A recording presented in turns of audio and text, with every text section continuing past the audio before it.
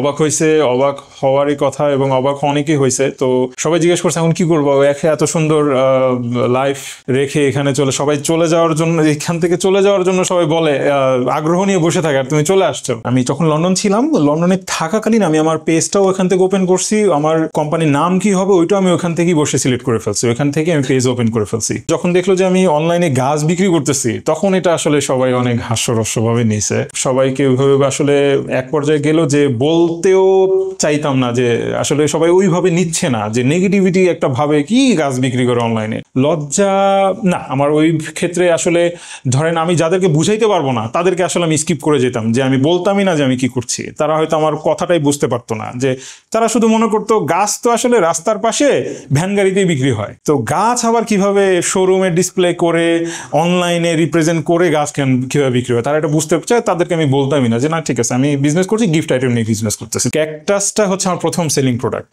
এটা হচ্ছে কাস্টমার পারফিউমের সাথে ওটা ব্যাকগ্রাউন্ড হিসেবে দিলাম, কাস্টমার জিজ্ঞেস করলো ওই প্রোডাক্টটা কি আছে কিনা। ইভেন ওটা আমি নামটাও, স্পেসিফিক নামটাও তখন আমি জানতাম না, ওটার স্পেসিফিক নাম ছিল, নামটাও আমি জানতাম না। ক্যাকটাস ঘরে রাখা যাবে? হ্যাঁ রাখা যাবে, সেম ইনডোর প্রোডাক্ট ঘরে রাখা যায়, ঠিক আছে আমাকে তাহলে একটা পাঠিয়ে দেন। তো আমি আমার ডিসপ্লে প্রোডাক্ট যেটা আমার রুমের জন্য, অফিসের রাখার জন্য নিয়েছিলাম, ওইটাই কাস্টমারকে দিয়ে আসছি, আমি নিজে যাই দিয়ে আসছি। তখন তো ডেলিভারি সিস্টেম অ্যাভেলেবল নাই, আমরা নিজেরটা নিজেই ডেলিভারি করে দিয়ে আসছি।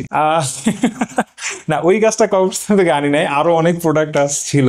হ্যাঁ ওইটা আসলে সত্যি কথা বলতে, একদিন জুম্মার নামাজ পড়ে দেখলাম যে নতুন একটা কবর খুলতেছে, ওই কবরের উপরে যেই পাতাগুলো, ছোট ছোট পাতাগুলো হয়, ওটা ওনারা ফেলে দিল।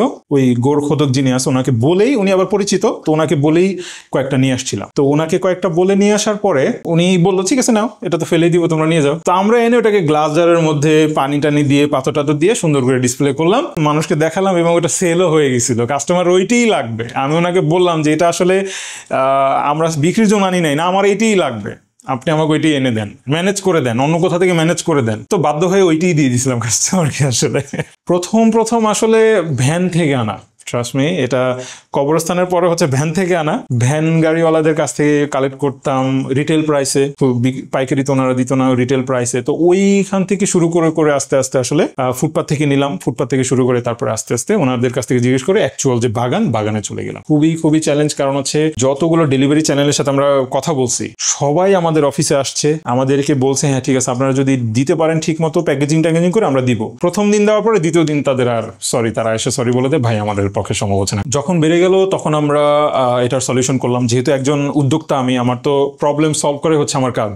সো আমি নিজস্ব ডেলিভারি চ্যানেল শুরু করলাম ঢাকা সিটির মধ্যে, ডেলিভারির জন্য নিজস্ব ডেলিভারি ম্যান রাখা শুরু করলাম। আমার প্রায় 7-8 জন ডেলিভারি ম্যান ছিল ওই সময় থেকেই। সো তারা ঢাকা সিটির পুরো ভাগ করে দিলাম, এবং তারা প্রত্যেকটা ডেলিভারি ম্যান সমগ্র ঢাকা সিটিতে নিজেরা দিয়ে আসছে। যখন ফাইনালি অনেক বাগান ঘুরে, অনেক বাগানে গেলাম, তখন বাগান মালিক এবং বাগান মালিকদেরকে আমি বুঝাইতে পারতাম না যে আমার কোন প্রোডাক্টটা দরকার। আমি যেই নামটা ওনাদেরকে বলতাম, ওনারা ওই নামে ওই প্রোডাক্টটা চিনতো না, ওনাদের আবার আলাদা একটা নামে ওনারা ওই প্রোডাক্টটা চিনে। তো আমি ছবি দেখে দেখায় তাদেরকে চিনাইতে হইতো। এবং শুরুতে মনে আছে যে লাকি ব্যাম্বো, আমি যখন কাস্টমারদেরকে বললাম এই যে এটা হচ্ছে লাকি ব্যাম্বো, হ্যাঁ এই লাকি ব্যাম্বো, বাগান মালিকদেরকে আমি বললাম লাকি ব্যাম্বো পাওয়া যাচ্ছে, ওনারা লাকি ব্যাম্বো গাছ ওনাদের আছে, কিন্তু ওনারা লাকি ব্যাম্বো হিসেবে চিনে না, ওনারা চিনে বাঁশপাতা। আমি তো তা জানি না। এখন ওনারা লাকি ব্যাম্বো মানে কি, আমার যে লাকি ব্যাম্বো কি। তো পরে এক সময় না বুঝাইতে পারে মোবাইল দিয়ে ছবি দেখালাম, ও বাঁশপাতা, আচ্ছা। তো পরে বললো যে কয় পিস লাগবে। তখন আসলে ইভেন বলতে দ্বিধা হচ্ছিল যে আমার মাত্র 50 পিস লাগবে। না ডিজাইন এইভাবে কখনোই ছিল না। এটা আমি ডিজাইন নিজে করতাম, ট্রাস্ট মি, আমি নিজে ডিজাইন করতাম। হয়তো এত সুন্দর পারতাম না ওই সময়, কিন্তু নিজে ডিজাইন করে কাস্টমার ওইটাই পছন্দ করতো। এবং ডিজাইন করাতে যেই একটা টুইস্ট লাগে, একটু দেখেন এই টুইস্টটা, এইটা খুঁজতে হচ্ছে আমাদের অনেক বেগ পেতে, টুইস্ট কই পাওয়া যায়, এটারে যে টুইস্ট বলে তাও আমরা জানি না এটারে কি বলে। হ্যাঁ ব্যবসা কেন্দ্রিক যখন শুরু করলাম, আসলে এটা ভালো লাগার শেষ নাই আসলে, যে এইটা দিয়েও এত বড় সেক্টরে কাজ করা যায়। এবং বাংলাদেশের রামু, বান্দরবান, যেখানে গাছ হাজার প্রাকৃতিক গাছ, ওইখান থেকে পর্যন্ত অর্ডার আসতেছে, তখন আসলে আমি বুঝলাম যে না, এই চাহিদা আসলে ভাস্ট, দেশের বাহিরেও পর্যন্ত চাহিদা আছে। দেশের বাইরে থেকে মেসেজ আসতো, ইন্ডিয়া থেকে, সুদূর ধরেন সৌদি, লন্ডন, আমেরিকা, অস্ট্রেলিয়া, সব জায়গা থেকে। তো তারা চাইতো যে আমরা তাদের প্রোডাক্ট ওইখানে পাঠাই, কিন্তু আমরা তো পাঠাইতে পারতাম না, কারণ ওইটা চ্যালেঞ্জ। এখনো পর্যন্ত পাঠাতে পারছি না, কারণ ন্যাচারাল আইটেম আমাদের ওইখান পর্যন্ত যেতে যেতে নষ্ট হয়ে যাবে। তো আমাদের র মেটেরিয়ালস অনেকে এমনটা হয়েছে যে দেশের বাইরে নিয়ে গেছে যে সাথে যখন তারা ঘুরতে আসছে তারা সাথে করে নিয়ে গেছে। শুরুটা ভাই আসলে এই বডি স্প্রে বিক্রি করবো, ছেলে মেয়ে উভয়, ওইখান থেকেই শুরু। কিন্তু দেখলাম যখন আমার প্রোডাক্টের যে ফটোগ্রাফি করতাম বডি স্প্রের, ওই আমরা ব্যাকগ্রাউন্ড হিসেবে আমরা ন্যাচারাল প্রোডাক্ট গ্যাস ইউজ করতাম আর কি। তো আমার তখন দেখলাম যে আসলে পারফিউমের প্রতি, বডি স্প্রের প্রতি কাস্টমারের যতটা না আগ্রহ আছে, আমার ব্যাকগ্রাউন্ডে যে গাছটা, ওইটার প্রতি কাস্টমার অনেক বেশি আগ্রহ। ওইটা হয়তো ন্যাচারাল, মানুষ ওই সময় অনলাইনে ওইরকম ভাবে গাছ কেউ বিক্রি করে না, ওইরকম